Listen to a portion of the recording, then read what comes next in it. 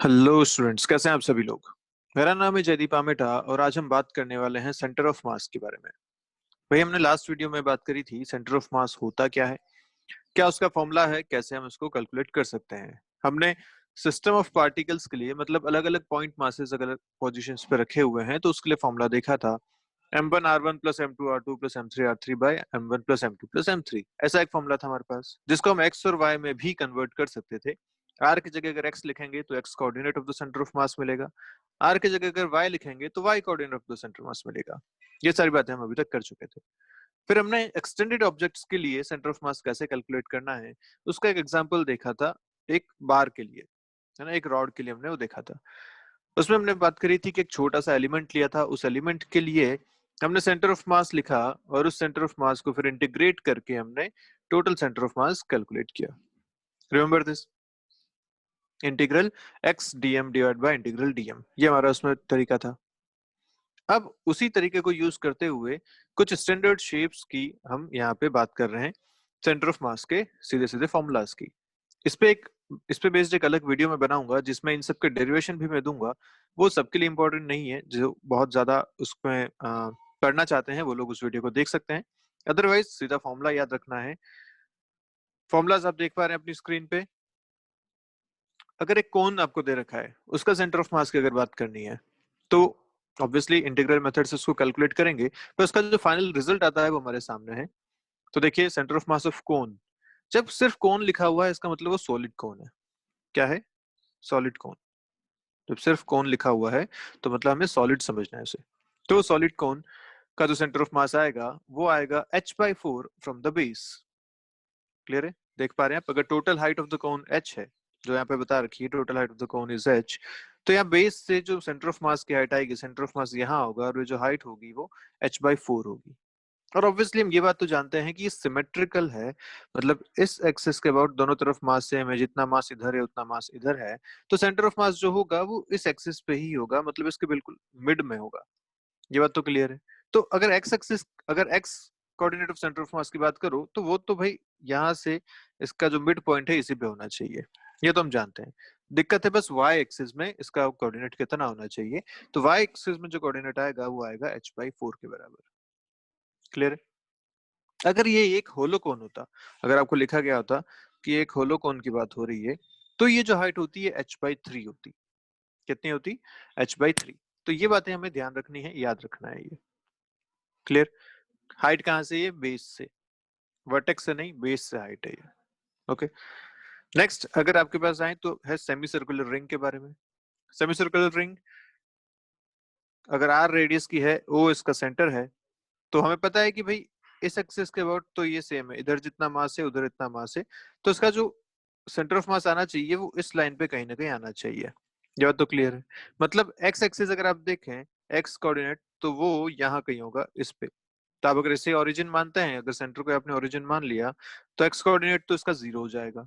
अब अच्छी Y coordinate की बात की, कितना ऊपर यहाँ से, तो वाई कोऑर्डिनेट इसका आता है 2r/पाई के बराबर। कितना आता है? 2r/पाई above the center O. Clear बात? तो एक्स कोऑर्डिनेट हम सबका कैसे देख रहे हैं? सिमेट्री से। आप चाहे ओरिजिन कहीं भी ले लीजिए, आप मान लीजिए ओरिजिन यहाँ ले लीजिए, ठीक है, लेकिन हमें पता है कि एक्स कोऑर्डिनेट जो इसका आएगा वो इस लाइन पे ही इसका सेंटर ऑफ मास कहीं ना कहीं आने वाला है। तो एक्स कोऑर्डिनेट हमें इस तरीके से पता होगा। बात आती है वाई कोऑर्डिनेट की, तो वो आप यहाँ से देख रहे हैं, वो हम इसका फॉर्मूला यहाँ पे देख पा रहे हैं।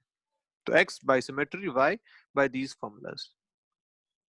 ऐसे ही अगर एक सेमी सर्कुलर डिस्क दे रखी है आपको, रिंग और डिस्क का डिफरेंस पता है ना, रिंग में मास सिर्फ यहाँ पे है, डिस्क में इस पूरे एरिया में मास है। तो ऑब्वियसली इसका सेंटर ऑफ मास कुछ अलग होगा। उसका सेंटर ऑफ मास जो आता है वो आता है 4r/3 pi above the centre.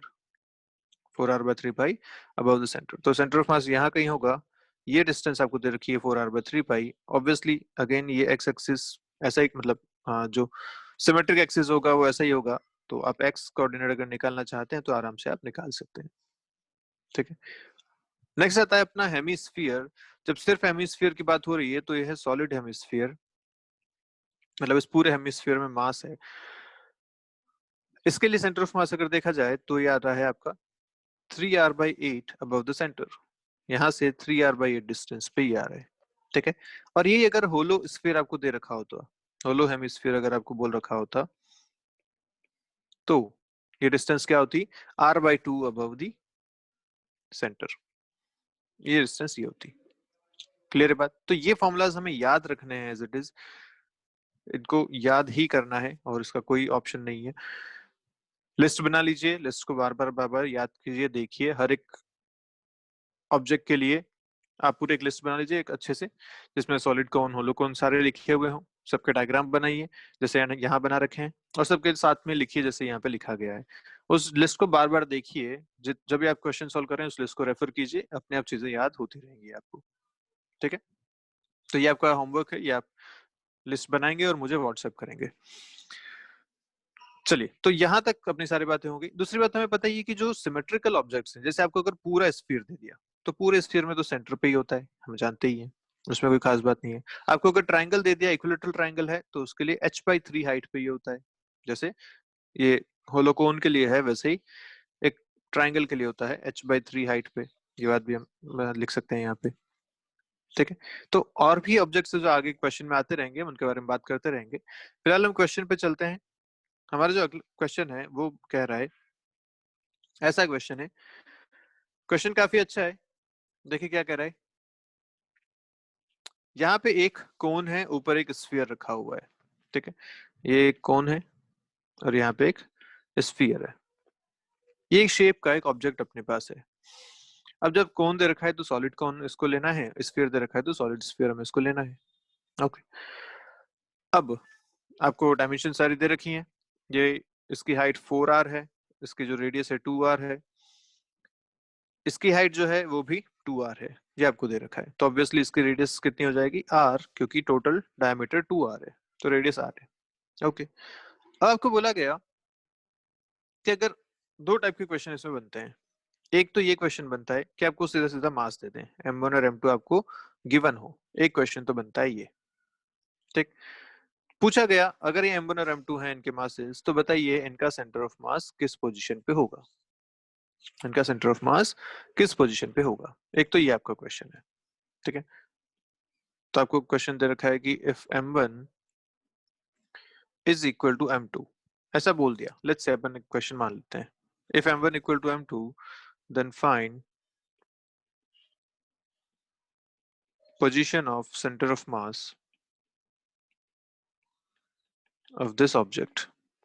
अब इस ऑब्जेक्ट में दो अपने पास शेप्स हैं, एक सॉलिड कोन है, दूसरा स्फीयर है।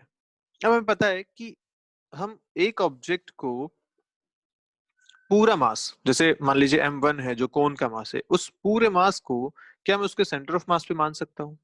यस, मतलब ये पूरा जो डायग्राम है, मैं इस डायग्राम को दो पॉइंट से रिप्लेस कर सकता हूँ। एक पॉइंट जो O1 लिखा हुआ है, जो इस कोन का सेंटर ऑफ मास है, वहां पे एक पॉइंट मास रख सकता हूं मैं ऐसा, दिस इज मास m1, और दूसरा पॉइंट मास मैं इस O2 पे रख सकता हूं यहाँ पे, जो इस स्फीयर का सेंटर ऑफ मास है। अब अपने पास ये पूरा क्वेश्चन बन गया इस 2 पॉइंट मास सिस्टम में, और ये तो हमें बड़ी आसानी से पता है कैसे करते हैं। बस हमें अब यहाँ से इन दोनों के बीच का डिफरेंस देखना है। अगर आप ओरिजिन ये नीचे से लेते हैं, तो यहाँ आपका अगर ओरिजिन है तो आपको ये हाइट पता है, एक सॉलिड कोन के लिए ये हाइट कितनी होती है, आप अभी पढ़ के आए। सॉलिड कोन के लिए हाइट कितनी थी, देखिए जल्दी से। सॉलिड कोन के लिए हाइट थी h/4, h/4 पे इसका सेंटर ऑफ मास होता है फ्रॉम बेस। तो मतलब ये जो O1 की हाइट है यहाँ से यहाँ तक, ये है इस h/4 के बराबर। h आपको दे रखा है 4r, मतलब ये जो हाइट है ये है r के बराबर। क्लियर है बात? h/4 is this height. ठीक है, आगे बढ़ते हैं। अगर इस स्फीयर के लिए देखें, तो स्फीयर के लिए हमें पता है इसके बिल्कुल ठीक सेंटर पे इसका सेंटर ऑफ मास होगा, तो मतलब ये जो हाइट है ये भी रेडियस के बराबर है, क्योंकि उसकी रेडियस r है। क्लियर? अब टोटल डिस्टेंस इनके बीच की है 6r, देखो 2r यहाँ पे 4r यहाँ पे, टोटल डिस्टेंस इज 6r। तो यहाँ बीच में कितनी बची, ये डिस्टेंस कितना बचा, 4r के बराबर, क्योंकि देखो ऊपर से नीचे तक अब टोटल 6r यहाँ भी हो गया है। बस अब तो आसान सा क्वेश्चन हो गया आपके लिए। क्वेश्चन क्या है कि भैया m1 और m2 दो मास दे रखे हैं आपको, इन दोनों के लिए आपको सेंटर ऑफ मास कैलकुलेट करना है। तो सेंटर ऑफ मास मान लीजिए यहाँ पे कहीं है, इस जगह सेंटर ऑफ मास है, और ये लोकेशन आपको फाइंड करना है, ये वाई कोऑर्डिनेट आपको फाइंड करना है। ओरिजिन आपको यहाँ दे रखा है, दिस इज द ओरिजिन, ऐसा मान लीजिए। तो आप y सेंटर ऑफ मास निकालेंगे कैसे, क्या फॉर्मूला था, m1y1 plus m2y2 divided by m1 plus m2, ये फॉर्मूला है। करते हैं जल्दी से। YCM m1 मास दोनों का सेम है, मैं इन दोनों को m ले लेता हूँ, if m1 m2 equal to m। y1 y coordinate of m1 कितना है r, क्योंकि ये ओरिजिन से r ऊपर है, प्लस m2 मास m सेम है, y कोऑर्डिनेट m2 का कितना है r प्लस 4r, 5r ये इसका कोऑर्डिनेट हो गया, divided by m plus m ये हो गया। तो ये आपके पास ऊपर से आ रहा है 6mr divided by 2m which is 3r। Clear है बात। तो ये बात हम जानते ही थे कि अगर मास इक्वल है तो दोनों का जो सेंटर ऑफ मास आता है वो बिल्कुल मिड पॉइंट पे आता है, और आया। टोटल डिस्टेंस इनकी जो है ऊपर से नीचे तक वो 6r है, या आप ऐसा मान लीजिए कि ये दोनों मासेस जो रखे हुए हैं इनके बीच की डिस्टेंस 4r है, जो हमने पॉइंट मासेस कैलकुलेट किए, एक यहाँ पे था एक यहाँ पे था, दोनों सेम मास के हैं, तो इनका सेंटर ऑफ मास बिल्कुल मिड में आएगा यहाँ पे। और ये जो मिड है ये यहाँ से अगर 2r है तो नीचे से ये प्लस r करके आंसर आएगा फाइनली 3r के बराबर। तो हम सीधा बिना फॉर्मूला लगाए भी आंसर दे सकते थे क्योंकि यहाँ मासेस इक्वल थे। क्लियर है बात, पक्का। चलिए अब चलते हैं ओरिजिनल क्वेश्चन पे। क्वेश्चन एक्चुअली क्या कह रहा था, मैं इस क्वेश्चन को इधर से कॉपी करता हूँ और यहाँ पे फिर से पेस्ट कर देते हैं। अब देखिए क्वेश्चन आपसे क्या कह रहा है। क्वेश्चन ने आपसे एक्चुअली बोला कि मासेस इनके अलग अलग हैं और दे नहीं रखे हैं। बोला क्या है कि density of sphere is 12 times density of cone. ये आपको क्वेश्चन में गिवन है, इन दोनों की डेंसिटी का आपको रिलेशन दे रखा है। अब आपसे पूछा गया बताइए सेंटर ऑफ मास का लोकेशन क्या होगा। क्लियर है। अब डेंसिटी अगर है तो यहां से हमें चेक करना पड़ेगा कि पहले इनके मासेस कितने हैं, और एक बार मासेस मिलेंगे उसके बाद हम अपन सेंटर ऑफ मास कैलकुलेट कर पाएंगे। तो मासेस अगर देखा जाए तो ये अगर m1 है तो m1 कितना लिखा जाएगा, density into volume, this is mass. Density इसकी अगर रो मान लेता हूं मैं, ठीक है, density is rho into volume. Volume कितना है इसका, कौन का वॉल्यूम कितना होता है, याद करो जल्दी से, 1/3 पाई आर स्क्वायर एच। तो ये गया 1/3 पाई आर, आर इसका है 2r के बराबर, इंटू एच है इसका 4r के बराबर। क्लियर है बात। Volume of the cone 1/3 pi R square H, 1/3 पाई।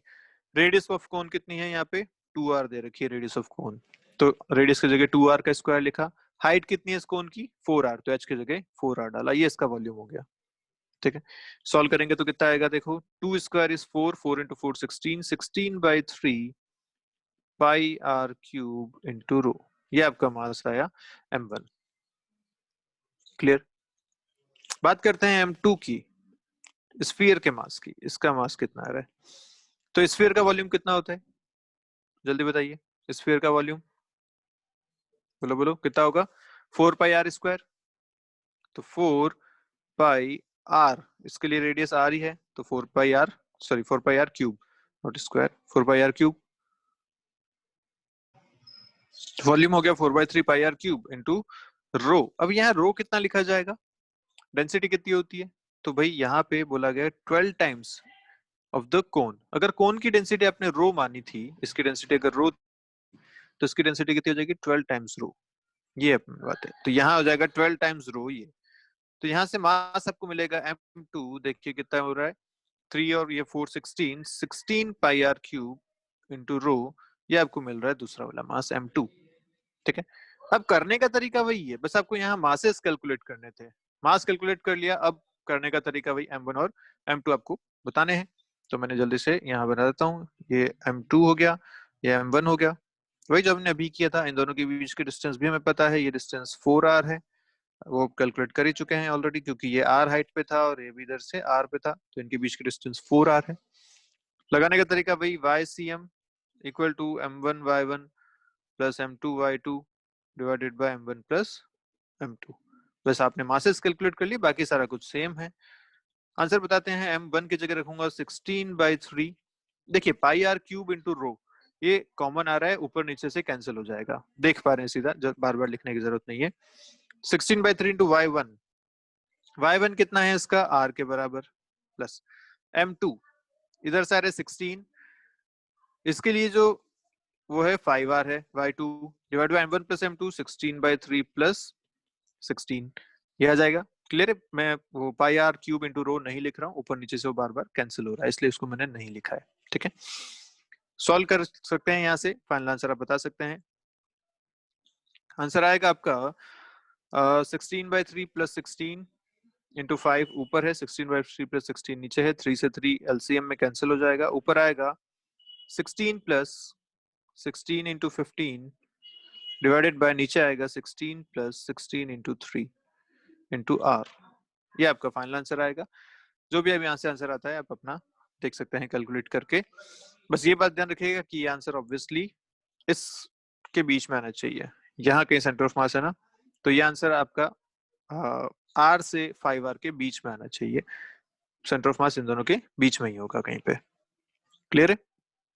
कि सेंटर ऑफ मास हमने माना है, जरूरी नहीं कि वहीं पे हो, वो डिस्टेंस कोई भी हो सकती है, पर आर और 5r के बीच में होना चाहिए, क्योंकि सेंटर ऑफ मास इन दो मासेस के बीच में ही आएगा। तो आर से 5r के बीच में कहीं आएगा आंसर। ठीक है, बढ़ते नेक्स्ट क्वेश्चन की तरफ। वैसे इसे कैलकुलेट आप कर ही सकते हैं, कोई खास बात नहीं है। 16 कॉमन ले लीजिए, 1 प्लस 15 ऊपर बचा, नीचे भी 16 कॉमन आ गया तो 1 प्लस 3 यहाँ बचा। आंसर आपके पास 16r/4 आ रहा है, विच इज 4r। ये आपका फाइनल आंसर आ जाएगा, कोई दिक्कत नहीं है। 4r मतलब आपको एग्जैक्टली यही सेंटर ऑफ मास मिल रहा है जो आपको पोजीशन दे रखी है, इस लोकेशन पे सेंटर ऑफ मास होगा। ठीक है, तो चलिए बढ़िया। डेंसिटी अगर कुछ और होती तो आंसर कुछ और आता, तो जरूरी नहीं कि ऐसा अगर शेप दे रखा है या दे रखी तो सेंटर ऑफ मास यही मिलेगा। It depends on mass and dimensions as well. तो अगर डेंसिटी कुछ और होती तो सेंटर ऑफ मास कुछ और होता। मान लीजिए स्फीयर और भारी होता तो सेंटर ऑफ मास और ऊपर आता, उसके और पास में आता। अगर स्फीयर हल्का होता तो सेंटर ऑफ मास थोड़ा सा नीचे आता, क्योंकि जिधर ज्यादा मास होता है सेंटर ऑफ मास उस तरफ शिफ्ट होता है। क्लियर है? आगे बढ़ते हैं। अब एक डिफरेंट टाइप का क्वेश्चन क्या आता है इस क्वेश्चन में। देखिए आपसे बोला गया कि एक स्फीयर है ऑफ रेडियस ए, जो आपको बड़ा दिखा रखा है, बड़ा स्फीयर, सॉलिड स्फीयर है। अब इसमें से एक छोटा सा स्फीयर काट लिया गया ऑफ रेडियस बी, ये होलो बना दिया गया वहां पे। तो एक बड़े स्फीयर के अंदर एक होलो कैविटी है, ऐसा आप समझ सकते हैं। ठीक है, ए रेडियस का जो बड़ा स्फीयर है उसके अंदर बी रेडियस की एक होलो कैविटी उसमें है। अब पूछा गया इसके लिए सेंटर ऑफ मास बताइए कहाँ पे है। तो भाई प्रीवियस क्वेश्चन जो आपने किया था उसमें आपने दो मासेस को ऐड किया था, एक कोन था उसके ऊपर एक स्फीयर रखा हुआ था, ऐसे दो मास का एक सिस्टम आपने बनाया था। अब इस केस में क्या हो रहा है कि आप एक पूरे मास में से कुछ मास हटा ले रहे हैं, और उसके लिए आपसे पूछा गया कि बताइए आप सेंटर ऑफ मास कितना है। तो कोई चिंता वाली बात नहीं है, आपको सिर्फ ये ध्यान रखना है कि जहां पे आपने m1x1 प्लस m2x2 किया था वहां पे m1x1 माइनस m2x2 कर देना है, क्योंकि अब मास सब्ट्रैक्ट हो रहा है, आप ऐसा समझ सकते हैं इसमें। क्लियर है बात? क्या करना है, माइनस m2x2। तो जब भी ऐसे क्वेश्चन हो कि आपको एक सॉलिड चीज में से कोई चीज काट के दे दी गई और पूछा गया कि बताइए इसका सेंटर ऑफ मास कहाँ पे होगा, तो सीधा सा हिसाब हमें ये करना है कि आप उस मास जो एक होलो कटा हुआ है उसको अलग से मास सब्ट्रैक्ट करेंगे। क्लियर? तो मैं क्या करता हूँ, अगर मुझे ये पूरा बनाना है तो मैं इसको ऐसा मान लेता हूँ कि दिस इज इक्विवेलेंट टू एक स्फीयर है of radius A, this is sphere of radius A minus एक छोटा स्फीयर है ऑफ रेडियस बी। ये अपना पूरा हिसाब हो जाएगा। ठीक है, इसको अपन करेंगे। तो अब ये अगर पूरा मास लेट्स से m1 है, ये छोटा वाला मास m2 है, तो अपने को ऐसा करना है। अब ये जो रखा है इसकी पोजीशन भी देख लेते हैं। ये जो मास है वो यहाँ पे है, इस जगह पे, जो कि इसके सेंटर से सी डिस्टेंस पे इसका भी सेंटर है। तो अगर मैं ओरिजिन मान लूं इस बड़े स्फीयर के सेंटर को, दिस इज ओरिजिन। ठीक है, तो इसके लिए जो सेंटर का कोऑर्डिनेट है वो हम लिख सकते हैं आराम से। क्या लिखेंगे, ये c, 0 पे रहेगा, क्योंकि सी डिस्टेंस पे है ओरिजिन से इसका सेंटर, और वाई में तो अपन चल ही नहीं रहे, जो भी है सब कुछ एक्स एक्सिस पे ही चल रहा है यहाँ पे, तो ये इसका कोऑर्डिनेट हो जाएगा। बस अब तो बहुत आसानी से हो गया। हमें पता है कि ये पूरा जो सिस्टम है, इस पूरे को हम इसके सेंटर पे मान सकते हैं, माइनस इस पूरे को हम इसके सेंटर पे मान सकते हैं। इन दोनों के बीच की डिस्टेंस आपको, अगर इसका कोऑर्डिनेट 0,0 है, इसका कोऑर्डिनेट c,0 है, इसके लिए हमें बस निकालना है सेंटर ऑफ मास। आसान सा क्वेश्चन हो गया। ये मास m1 है और ये मास m2 है। अब यहाँ पे बात ये है कि m1 और m2 हमें लिखने पड़ेंगे। कैसे लिखेंगे? इसकी डेंसिटी आपको दे रखी है रो। डेंसिटी क्या है? रो के बराबर। तो m1 अगर मैं लिखूंगा तो m1 क्या लिखूंगा? पूरे स्फीयर का मास, पूरे स्फीयर का mass is 4/3 pi R cube. R is A cube. वैसे m2 क्या लिख लिया जाएगा? वो लिखा जाएगा 4/3 पाई बी क्यूब। ये तो वॉल्यूम हो गया इनटू डेंसिटी दोनों के लिए, ये हो जाएगा मास। डेंसिटी दोनों की सेम होगी क्योंकि इसी में से ये सेक्शन काट के निकाला गया है। तो जब काट के निकाला गया तो डेंसिटी तो सेम ही थी, इसलिए उसके मास के लिए भी हमने डेंसिटी रो लिखा, उसका वॉल्यूम लिखा, और इसका भी वॉल्यूम हमने इस तरीके से लिख लिया। बस अब तो आसान क्वेश्चन हो गया। आपको निकालना है x coordinate of centre of मास, कितना हो जाएगा? m1x1 minus m2x2 divided by m1 plus m2, sorry m1 minus m2। नीचे भी आएगा m1 माइनस m2। ऐसा आपका सिस्टम है। ठीक है, सॉल्व करते हैं। m1x1, m1 आपको पता है मास है, x1 0 है क्योंकि इसका जो सेंटर ऑफ मास है वो ओरिजिन पे है। ठीक है, माइनस m2x2, m2 आपने लिखा हुआ है 4/3 pi B cube into rho into x2, उसका कोऑर्डिनेट है c, divided by m1 minus m2। तो आ जाएगा 4/3 पाई ए cube into rho minus 4/3 pi B cube into rho. ये आ गया मासेस का डिफरेंस। सॉल्व करते हैं। देखिए 4/3 पाई रो ऊपर से कैंसिल हो रहा है, ऊपर से भी 4/3 पाई रो बन रहा है, नीचे से भी 4/3 पाई रो बन रहा है, चीजें कैंसिल हो गई। ऊपर आपके पास आ रहा है minus B cube into C divided by, नीचे क्या आ रहा है? A cube minus B cube. ये आपका फाइनल आंसर आ गया। अब देखिए आप जो आंसर आ रहा है वो माइनस में आ रहा है, नेगेटिव आंसर आ रहा है, तो कोई दिक्कत वाली बात नहीं है। नेगेटिव मतलब कोऑर्डिनेट की बात हो रही है, ओरिजिन से नेगेटिव एक्स की तरफ चलेंगे तो जो सेंटर ऑफ मास मिलेगा बेसिकली यहाँ कहीं मिलेगा आपको। This is the centre of mass position, ऐसा कहीं। ठीक है, ये सेंटर ऑफ मास पोजीशन होगी। ये जो डिस्टेंस आपने अभी कैलकुलेट करी, ये डिस्टेंस है x centre of mass. Negative आया मतलब ओरिजिन से टुवर्ड्स माइनस एक्स की तरफ अपने को चलना है, और ऑब्वियसली ऐसा होगा भी क्योंकि आप खुद जानते हैं कि जिधर से आपने होलो निकाल लिया, एक कैविटी निकाल ली, उधर टोटल मास कम हो गया, और लेफ्ट साइड देखें तो टोटल मास ज्यादा है। सेंटर ऑफ मास हमेशा टोटल मास की तरफ होता है, तो ये इस तरफ शिफ्ट हो गया। अगर ये पूरा स्फीयर इंटैक्ट रहता तो बिल्कुल ठीक सेंटर में इसका सेंटर ऑफ मास होता। जैसे आपने मास हटा दिया तो वहां मास कम हो गया, मतलब जिधर भारी है उस तरफ सेंटर ऑफ मास शिफ्ट हो गया, तो towards left centre of mass shift हो गया। और कितना शिफ्ट हुआ? इतना बराबर शिफ्ट हो गया, B cube by A cube minus B cube into C के बराबर। अब यहाँ पे आपको मान लीजिए सबकी वैल्यू दे रखी होती, आपको बोला गया होता कि भाई जो ये ए है ये लेट्स से 2r के बराबर इसकी रेडियस है। ठीक है, ऐसा बोल रखा होता। ये जो बी है इसकी रेडियस भी आर के बराबर है, और ये जो सी है ये भी आर के बराबर है, ऐसा सब आपको दे रखा होता। ठीक है सिस्टम, तो आप आराम से इसको कर पाते। क्या करते तब सिचुएशन, यहाँ पे अगर अपन फॉर्मूला रखें, वैल्यू रखें, तो आएगा minus R cube into R divided by R, 2r का क्यूब माइनस आर क्यूब। तो आपका आंसर आता है यहाँ से माइनस आर की power 4 divided by 8r cube minus R cube 7r cube. Answer आता -r/7। तो जो भी वैल्यूज दे रखी हैं ए बी सी की, उसके करस्पॉन्डिंग अपन यहाँ से आंसर भी निकाल सकते हैं, उसमें कोई खास बात नहीं है। अभी हमने जो किया वो एक जनरल फॉर्म में इसको किया, ए बी और सी मान के। क्लियर है बात? पक्का? कोई डाउट नहीं इस पे? चलिए, इसी तरीके के और क्वेश्चन क्या हो सकते हैं। क्वेश्चन में आपको भाई बोल दिया ऐसा कि एक रेक्टेंगल है, ऐसा एक रेक्टेंगल दे रखा है। ठीक है, इस रेक्टेंगल में से अगर ये इसका एक्सिस है सारी, तो यहां से एक रेक्टेंगल और निकाल लिया गया।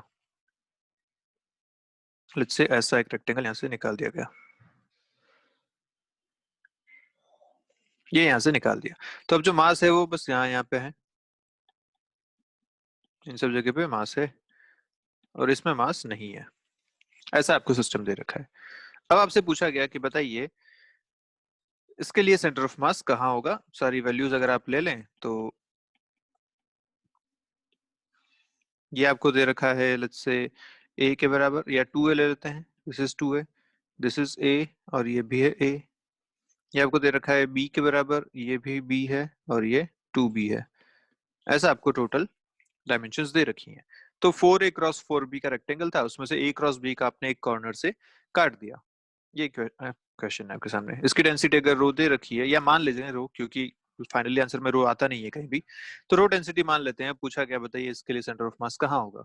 तो आप ओरिजिन सेंटर पे मान लीजिए, ये 0,0 आपका ओरिजिन हो गया। अब क्वेश्चन फिर से वैसे ही करना है कि ये किससे बना हुआ, एक पूरा रेक्टेंगल है माइनस एक ये रेक्टेंगल है जिसका सेंटर ऑफ मास यहाँ पे है। ठीक है, इसके कोऑर्डिनेट्स अगर मुझे लिखने हैं तो मैं क्या लिखूंगा, इसके कोऑर्डिनेट्स लिखूंगा। देखिए x से कितना दूर है, यहाँ से यहाँ तक की डिस्टेंस कितनी है इसकी, a plus A by two मतलब 3a/2, कॉमा y में कितना नीचे है, ये कितना नीचे है, b plus b/2 minus 3b/2। Minus 3b/2 क्यों बोला, क्योंकि y एक्सिस में अपन नीचे की तरफ चले, तो माइनस 3b/2 मैंने इसका कोऑर्डिनेट लिख लिया। ये कोऑर्डिनेट आपको मिल गए। बड़े वाले के कोऑर्डिनेट 0,0 है ही, तो अब सिस्टम क्या हो गया, एक रेक्टेंगल ऐसा है जिसके कोऑर्डिनेट 0,0 है, उसमें से आपने एक छोटा रेक्टेंगल माइनस किया है जिसके कोऑर्डिनेट 3a/2 माइनस 3b/2 है। ऐसा सिस्टम है। इसके लिए आपको सेंटर ऑफ मास निकालना है।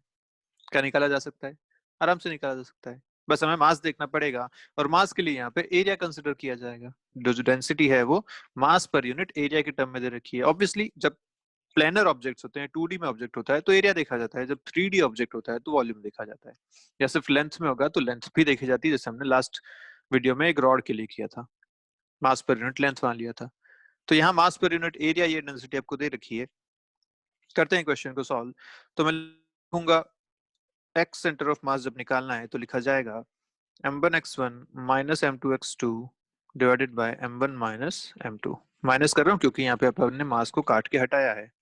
कितना आ जाएगा आंसर, m1 लिखेंगे अगर तो क्या लिखूं, रो इनटू टोटल एरिया, पूरा पूरा एरिया कितना है 4a/4b 16ab, ये पूरा एरिया है, इनटू x1 0 माइनस m2, इसका मास, रो इनटू एरिया, इसका एरिया कितना है, a/b का है ये इसका एरिया, इनटू x2, लो लिखा गया है आपके पास 3a/2 के बराबर, divide by m1 minus m2 16ab minus ab into rho. ये आपका आ जाएगा, यहाँ से सॉल्व कर सकते हैं आराम से, कोई इसमें दिक्कत वाली बात नहीं है। पक्की बात। ऐसे ही देखिए, यहाँ से रो सब कैंसिल हो जाएंगे, ए बी सारे कैंसिल हो जाएंगे, जो भी आंसर आएगा वो एक ही टर्म में आपको आंसर मिल जाएगा। दूसरा देखते हैं y सेंटर ऑफ मास, तो क्या लिखा जाएगा m1y1, तो m1 तो है रो 16ab, ये m1 हो गया। y1 लिखेंगे, y1 is 0 minus m2, m2 is rho ab into y2 आपने लिखा हुआ है माइनस 3b/2, ये हो गया, divided by m1 minus m2 16ab minus ab into rho. Clear है बात। तो इस टाइप के जो भी शेप आपको दे रखी है आप आराम से क्वेश्चन कर सकते हैं। बस हमें ध्यान क्या रखना है कि वो शेप कैसी है, उसका सेंटर ऑफ मास कहाँ होगा, उसमें से जो निकाला उसका सेंटर ऑफ मास कहाँ होगा। वो दो ऑब्जेक्ट्स अपने पास मिल गए, फॉर्मूला में बस माइनस सब्स्टिट्यूट करना है, आराम से आप इस क्वेश्चन को सॉल्व कर पाएंगे। क्लियर है। चलिए, तो आज का वीडियो यहीं खत्म करते हैं, मिलते हैं नेक्स्ट क्लास में, कुछ और क्वेश्चंस करेंगे, बात करेंगे उसके बाद मोशन ऑफ सेंटर ऑफ मास पे। तो आपका आज का होमवर्क आप ध्यान रखेंगे, आपको लिस्ट कंप्लीट करनी है जिसमें आप अलग अलग ऑब्जेक्ट्स के लिए सेंटर ऑफ मास लिखेंगे एक पूरी लिस्ट में। लिस्ट बनाने का तरीका ऐसा रहेगा, सीरियल नंबर, शेप, उसका डायग्राम,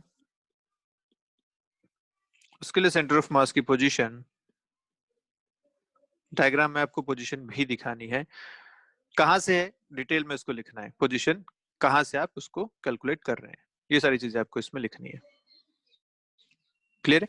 चलिए तो मिलते हैं नेक्स्ट क्लास में, तब तक के लिए बाय बाय, पढ़ते रहिए, कोई डाउट है तो पूछिएगा।